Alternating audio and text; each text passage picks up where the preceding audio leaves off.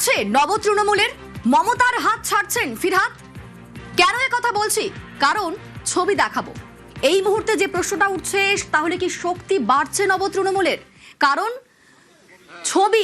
ছবি কথা বলছে। জল্পনা উস্কে দিচ্ছেন ফিরহাদ হাকিম। বিধানসভায় ঋতব্রতর ঘরে ফিরহাদ হাকিম, বিরোধী দলনেতার ঘরে পদত্যাগী মেয়র। দুদিন আগেই মেয়র পদ থেকে পদত্যাগ করেছেন ফিরহাদ হাকিম। এবার কি দল ছাড়বেন তিনি? জন্মলগ্ন থেকে, তৃণমূলের জন্মলগ্ন থেকে সঙ্গে রয়েছেন মমতা বন্দ্যোপাধ্যায়ের সঙ্গে রয়েছেন ফিরহাদ হাকিম, মমতার এক সময়ের বিশ্বস্ত সৈনিক। তিনি কি এবার মমতার হাত ছাড়ছেন? আমাদের সঙ্গে আবির রয়েছেন প্রতিনিধি। আবির, দেখো, কলকাতা পুরসভার তার মেয়র পদ থেকে পদত্যাগ এবং তখন থেকে আরো জল্পনা বৃদ্ধি পেতে শুরু করে যে পদত্যাগ কি তিনি করলেন, না তাকে দিয়ে পদত্যাগটি করানো হলো। কোথাও কি তার প্রতি চাপ তৈরি করা হয়েছিল? এবং উল্টো দিকের যে তৃণমূল কংগ্রেসের নয়া বিদ্রোহী ব্লক, তাদের তরফ থেকে বারবার ধরে আলোচনায় উঠে আসছিল যে তারা বাকিদেরকেও স্বাগত জানাচ্ছেন, যে আসতে চাইবেন তাদেরকেই নেবেন কয়েকজনের ক্ষেত্রে দাঁড়িয়ে। আজকে দেখতে পাওয়া যায় যে ফিরহাদ হাকিম তিনি এসে পৌঁছন বিধানসভাতে, এবং তার কিছুক্ষণ আগেই ঋতব্রত বন্দ্যোপাধ্যায় এবং তারপরে সন্দীপন শাহ তারাও এসেছিলেন।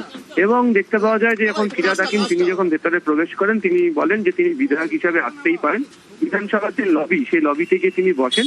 তার কয়েক মিনিটের মধ্যেই দেখতে পাওয়া যায়, বলা ভালো কয়েক সেকেন্ডের মধ্যে দেখতে পাওয়া যায় যে সন্দীপন সাহা তিনি এসে ফিরহাদ হাকিমকে নিয়ে সোজা একদম যেখানে বিরোধী দলনেতার ঘর, ঋতব্রত বন্দ্যোপাধ্যায়ের যেদিকে ঘর, সেদিকে নিয়ে চলে যান। এবং সূত্রের খবর, এই মুহূর্তে ঘরে তিনজনের একটি বৈঠক চলছে। ফলে ক্ষেত্রে আগামী দিনে নয়া ব্লকের ক্ষেত্রে আজকে ঋতব্রত বিধানসভাতে প্রবেশ করি তিনি জল্পনা আরো বাড়িয়ে দিয়ে বলেছেন যে দেখুন কয়েক ঘন্টার মধ্যে কি হয়, কত সংখ্যক ব্যক্তি তাদের দিকে থাকে, এবং তারা যে ফ্লোর টেস্ট দেওয়ার জন্য প্রস্তুত রয়েছেন সেই প্রসঙ্গের কথা গত কয়েকদিন ধরে উঠে আসছিল। ফলে এরই মধ্যে ফিরহাদ হাকিমের ঋতব্রত বন্দ্যোপাধ্যায়ের ঘরে পৌঁছে যাওয়া এটাই ইঙ্গিত করছে যে এই ব্লকে হয়তো ফিরহাদকেও এবার খুব শীঘ্রই দেখতে পাওয়া যাবে।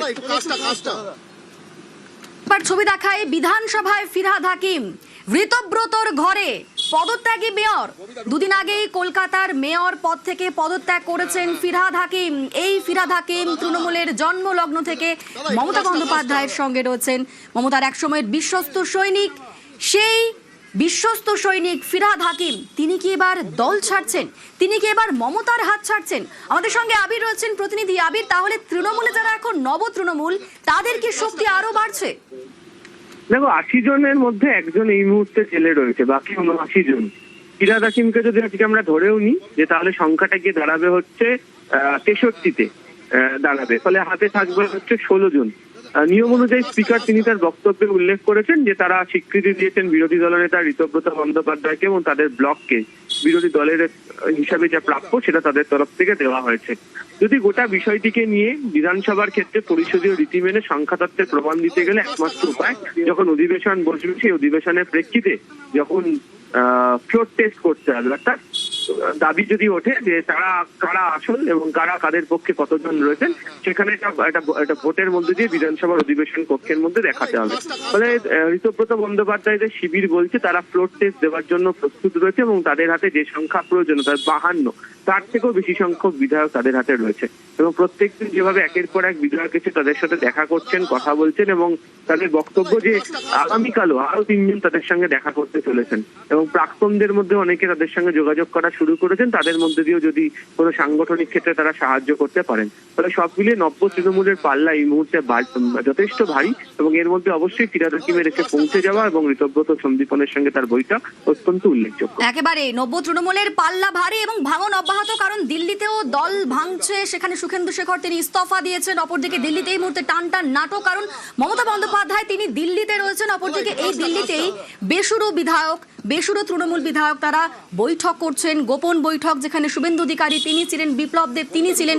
অপরদিকে কলকাতায়, আজকে কলকাতায় ঋতব্রতর ঘরে, বিরোধী দলনেতার ঘরে, অ্যাসেম্বলিতে, বিধানসভায় ঋতব্রতর ঘরে পৌঁছে গেলেন ফিরহাদ হাকিম।